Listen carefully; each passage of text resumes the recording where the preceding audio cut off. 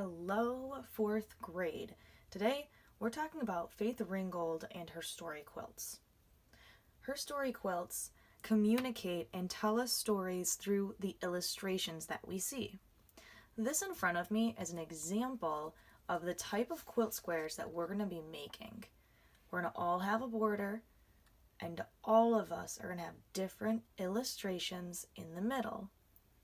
Our illustrations are going to tell us a little bit about what you want to be when you grow up, or your future goals. Faith Ringgold did something similar. She has illustrated children's books and made very large quilts that she paints murals inside of. She uses a similar style of quilt art where she creates the border and does a painting inside. Here are a couple examples.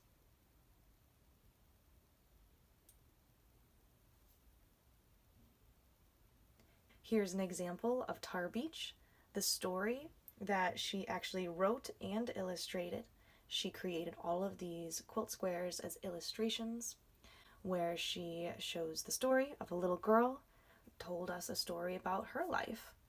So that's what we're going to be doing. We're all going to make our own little squares, and I'm going to digitally assemble an entire quilt for your class.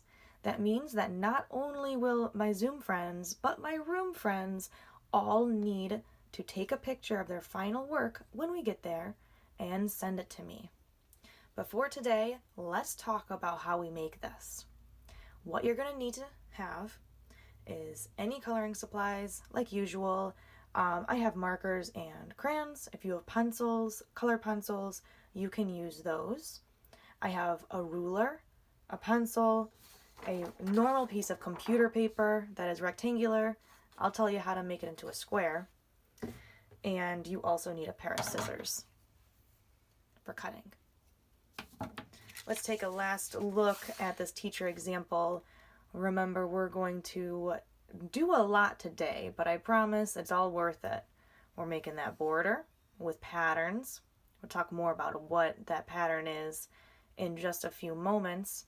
And we're going to talk about that illustration because it's going to be your choice on what to draw. Make sure it's big and fills up the whole square. Here's another example that I haven't colored yet. You see a pattern of shapes around the edge or the border. And you see an illustration. I draw a full body self-portrait with a suitcase because in this one, the goal is to travel. So the future goal is to travel around. So that's why I have the full body self-portrait and a suitcase next to it. Just like in this one is the future goal, or what they want to be when they grow up, is a vet. So you see the person in the middle surrounded by some animals. If you want to look at more examples, go on Schoology, and in that album, I provide a whole bunch of examples. Some of them are teachers, some of them maybe their future goal is to be a marine biologist or visit a bunch of aquariums, but those examples are available to you at Schoology. So let's get started. When I find the perfect square of my rectangular computer sheet of paper, I take with the corner and I lightly fold it up until I get a perfect corner on this bottom side. And then I don't fold my edge because I don't want it to be creased. I just take my pencil and I very lightly outline that edge. Because when I let go, you might not be able to see it too well, but I have found the perfect square. So then I go with my scissors and I'm going to cut.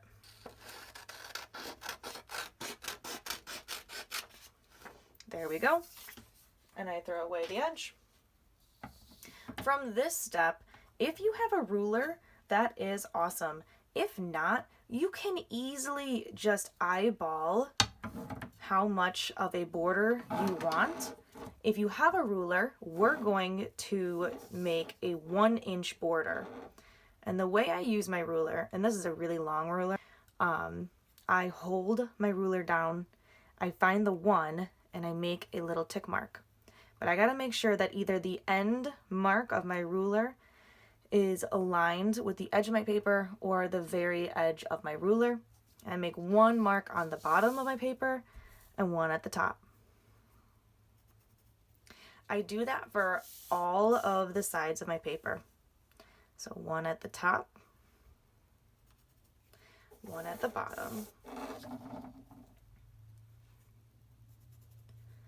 and I flip my paper.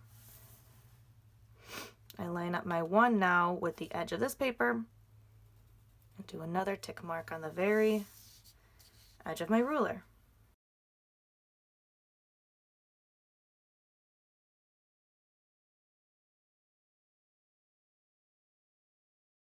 So now I've got all these little marks. All I need to do is connect the lines with my ruler.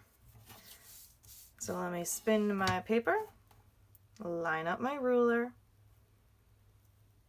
And now it's really important, you got to hold that ruler down and drag your pencil around or on the side of it. Let me go over here. Now I'm going to do that thing where I speed up the video. Alright, so now we have the frame or the border already drawn on. Let's not worry about the border just yet. We're first going to worry about our illustration. An illustration is just a big word for drawing, or a drawing that tells a story. And that's what we're going to all do. And I'm so excited to see your unique creations in the middle. Remember, on a few of the ones that I've already made, I have a vet. I tell the story of me being a vet by being surrounded by animals. My pictures go from the very bottom to the tippy top. In this one over here, I tell the story of wanting to be a traveler. I know it's kind of hard to see. I have my luggage right here, and I have my border up here, and I use repeating shapes. So what I'm going to do is just really quickly, me being a teacher, because I did want to be that when I grew up. Here I am, kind of grown up, being a teacher. I'm going to draw in marker for this because I want to have you be able to see it. Let me find myself a black marker. If I want to be a teacher, maybe I'll draw my classroom. I have a desk. Of course, I'm going to have a little apple on it, because what teacher doesn't have an apple on their desk, I guess? Because always you want to use symbols for your work. And then maybe, like for me, I have a board nice and big in the background. I'll draw maybe me sitting at the desk. Here's my hair, my neck, my shoulders. I am smiling. My eyes. Maybe I have a sign that says the ABCs, because that's another symbol for a teacher or a classroom. And I'm just going to decorate. And let me highlight this border so you guys can see why I'm not going all the way to the edge, because I made myself a border. And then remember, guys, if you don't have a ruler at home, don't worry. Just eyeball it. Make sure you have a frame around you. So I drew myself, here's a color wheel I'm going to color in, and this is my classroom.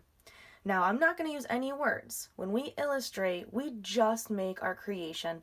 We don't put any words. That you want to be a teacher. That's you being a teacher in a classroom. Now everyone's going to look different. I keep on telling you that, but I really don't want to see a bunch of people turning in work that looks a little bit suspiciously like mine. If you want to be a teacher, you absolutely can draw that. Just make sure that it uniquely looks like yours. What I'm doing right now is I'm drawing squares in my border so I can create a pattern.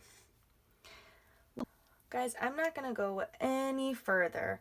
I am going to finish coloring this next time I see you. And for the border around, if you'd like to add details to create a pattern, you can. If not, just use colors. So next time I see you, we're going to color this whole thing in to start to look like one of these quilt squares. but we've done a lot, and I want you to focus on how you can make this illustration in the middle of your paper the best it can be. And that might mean that you spend the rest of class focusing on drawing this. I already drew mine in marker, but you're also going to make sure that you finish today with having all of your lines outlined in marker.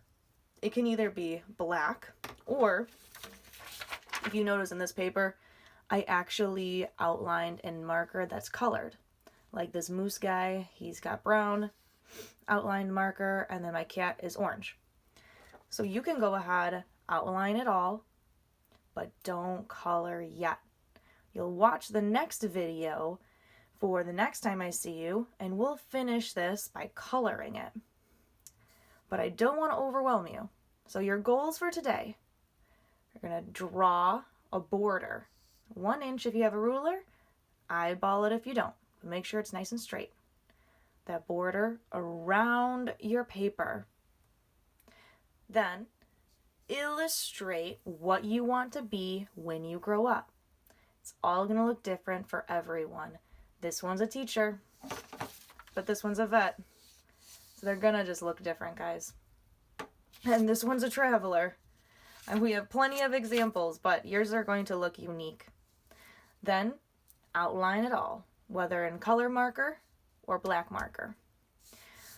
We haven't done a 2-day project all year. That means for this project, 4th grade, you need to keep this safe. Keep it in a place where you can come back to it the next time I see you.